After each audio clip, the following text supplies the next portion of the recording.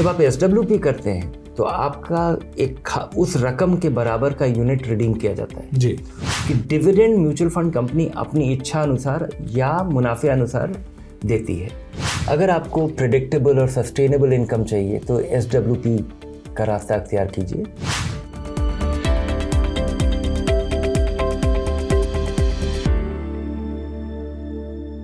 नमस्कार और स्वागत है आपका निवेश का बड़ा सवाल में, जिसके नॉलेज पार्टनर हैं मेरे एसेट म्यूचुअल फंड। आज का सवाल बहुत प्रैक्टिकल है। रिटायरमेंट के बाद अगर रेगुलर इनकम चाहिए तो फिर म्यूचुअल फंड से हर महीने पैसे कैसे निकालें, आज इसी पर डिटेल में बात करेंगे। और हमारे साथ होंगे वैल्यू रिसर्च के CEO धीरेन्द्र कुमार। सर, स्वागत है आपका। धन्यवाद आप। सबसे पहला सवाल बहुत बेसिक से ही शुरू करते हैं कि सर ये बेसिक फ़र्क क्या है SWP और डिविडेंड पे आउट में? म्यूचुअल फंड में जब आप पैसा लगाते हैं तो आपका उद्देश्य ये होता है कि पैसा बढ़े, और म्यूचुअल फंड में प्रावधान है कि आप चाहें तो ये चुन सकते हैं कि आपको पैसा मिले नहीं, जो भी पैसा बढ़ता है वो बढ़ता रहे, तो कंपाउंडिंग हो पाएगा, आपका पैसा बढ़ेगा और जो बढ़ा हुआ पैसा है उस पर भी कमाई होगी।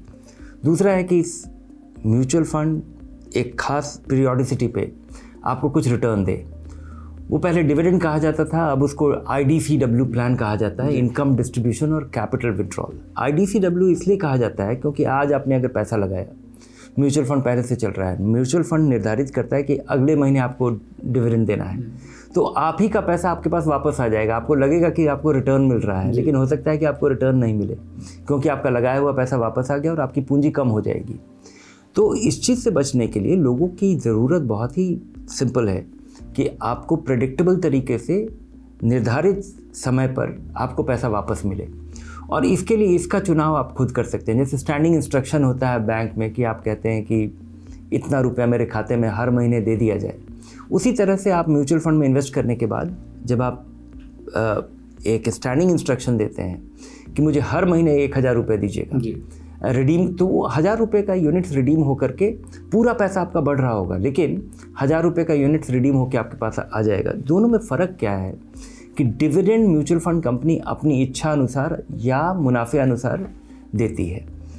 सिस्टमैटिक विड्रॉल प्लान आप निर्धारित करते हैं कि आपने कितना पैसा लगाया है, आप अपने निवेश का कितना भाग आप अपना वापस ले रहे हैं और किस समय ले रहे हैं। किसी को हर महीने की ज़रूरत होगी, किसी को पेंशन मिलता होगा, कोई सप्लीमेंट्री इनकम की ज़रूरत होगी और वो साल में एक ही बार चाहते हैं। किसी को हर 6 महीने चाहिए होगा कोई खास खर्च के लिए, जो कि हर 6 महीने पे आता है। तो अपनी ज़रूरत अनुसार आप कोई इंस्ट्रक्शन दे करके अपना पैसा अगर एक मेथोडिकल तरीके से निकालते हैं, तो ये सिस्टमैटिक विड्रॉल प्लान जो है ये सिस्टमैटिक इन्वेस्टमेंट प्लान का रिवर्स है। सिस्टमैटिक इन्वेस्टमेंट प्लान आपके खाते से पैसा निकल करके निवेश हो जाता है। सिस्टमैटिक विड्रॉल प्लान आपका निवेश में से रिडीम होकर के आपके खाते में पैसा वापस आ जाता है। ठीक है सर, पर टैक्स के लिहाज से अगर देखा जाए तो फिर कौन सा बेहतर है इन दोनों में से? टैक्स के नज़रिए से देखा जाए तो मिलने वाला डिविडेंड आपके आमदनी में जोड़ दिया जाता है, और आपकी सालाना आमदनी अगर इनकम टैक्स स्लैब के अंदर ही है तो टैक्स नहीं लगेगा, या अगर आप उसको थ्रेशोल्ड क्रॉस कर जाते हैं तो वो आपका टैक्सेबल इनकम है। जब आप SWP करते हैं तो आपका उस रकम के बराबर का यूनिट रिडीम किया जाता है जी।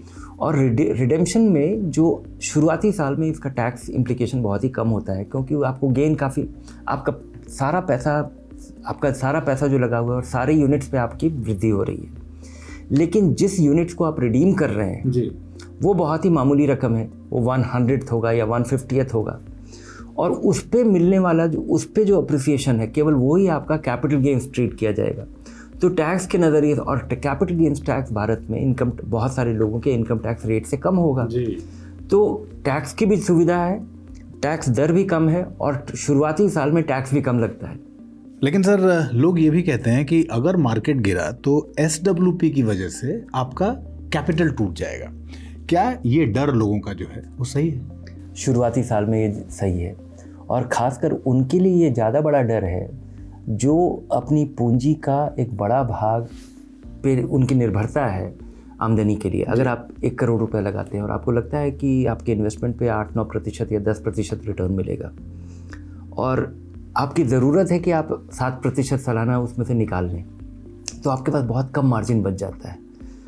तो अगर आपके पैसा लगाने के बाद या जो आपका लगा हुआ पैसा है आपके जब आप उससे विड्रॉ करना शुरू करते हैं 5-6% अगर निकालते हैं और बाज़ार काफ़ी रफ्तार से गिर जाता है, तो जो बढ़ा हुआ जो आपने अपने शुरुआती पूंजी पर, क्योंकि बाज़ार इक्विटी में लगा हुआ पैसा ऊपर नीचे हो सकता है, और जब वो नीचे चला जाए और अगर आप पैसा निकालते रहेंगे तो आपकी पूंजी टूट सकती है।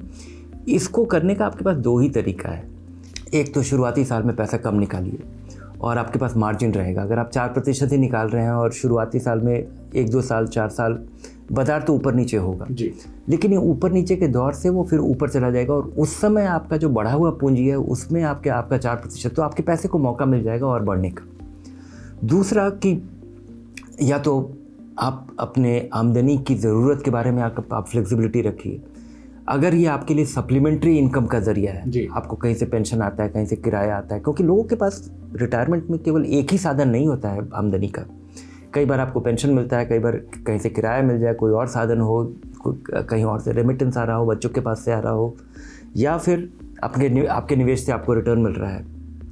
तो ये जो रिटर्न मिल रहा है इसमें शुरुआती साल में अगर आप कम निकालते हैं या फिर अगर आमदनी की निर्भरता ज़्यादा है तो एक अपने पैसे का भाग ऐसा रखिए जिसको कि आप पूरी तरह कंज्यूम कर लेंगे। किसी शॉर्ट टर्म डेट फंड में पैसा लगाइए, किसी लिक्विड फंड में पैसा लगाइए, और उस पैसे को जो अगले 1 साल 1.5 साल 2 साल का जो पैसा है कि जो आमदनी की ज़रूरत है वो वहाँ से निकाल के आप उसको कंज्यूम कर लीजिए। तो ये इस पैसे को मौका मिल जाएगा बढ़ने का, और यहाँ से आप पीरियोडिकली निकाल करके फिर वहाँ पे करिए। तो सिस्टमैटिक विड्रॉल प्लान्स पे आपकी पूरी निर्भरता है। 1-2 फंड में ही अगर आप पैसा लगाते हैं और ये सब्सटैंशियली अगर इक्विटी टिल्टेड इन्वेस्टमेंट रहता है और सारा रिटर्न जो है वो आप कंज्यूम करने का प्लान रखते हैं और बाजार की गिरावट में डेंट हो सकता है, इसलिए थोड़ा सावधानी बरतना चाहिए। तो सर, अब एपिसोड के आखिर में इस बार आप अपने व्यूअर्स को क्या होमवर्क देने जा रहे हैं? आपके लिए एक सिंपल होमवर्क है कि अगर आपके पास 30 लाख रुपए की पूंजी है, 20,000 रुपये महीने की ज़रूरत है, तो कितने पैसे को आप लिक्विड फंड में या शॉर्ट टर्म डेट फंड में लगाएंगे और कितने पैसे को आप किसी अग्रेसिव हाइब्रिड फंड में या फ्लेक्सी कैप फंड में लगाएंगे जहां से आप 2 साल तक तो कुछ निकालेंगे ही नहीं, और ताकि वो बढ़ पाएगा जिससे कि आपके ज़रूरत के पैसे वहां से निकाल करके दोबारा से लिक्विड फंड और शॉर्ट टर्म डेट फंड में लगाया जा सके। तो इसका एक प्लान बनाइए। अगर आपको प्रेडिक्टेबल और सस्टेनेबल इनकम चाहिए तो SWP का रास्ता अख्तियार कीजिए, क्योंकि यहाँ पे सब चीज़ आपके हाथ में है। आप कितना पैसा निकालेंगे, कब तक निकालेंगे, और कब अगर आपकी पूंजी कम हो जाती है तो आप अपने रकम को कम कर पाएंगे।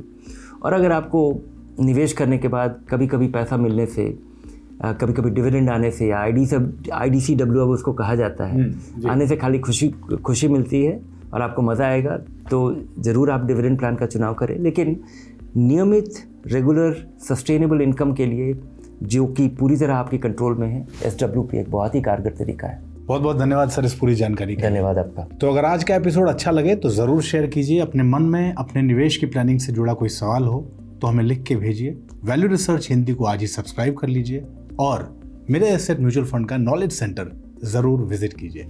फिलहाल इस एपिसोड में इतना ही। नमस्कार। म्यूचुअल फंड निवेश बाजार जोखिमों के अधीन है। योजना से जुड़े सभी दस्तावेजों को ध्यान से पढ़ें।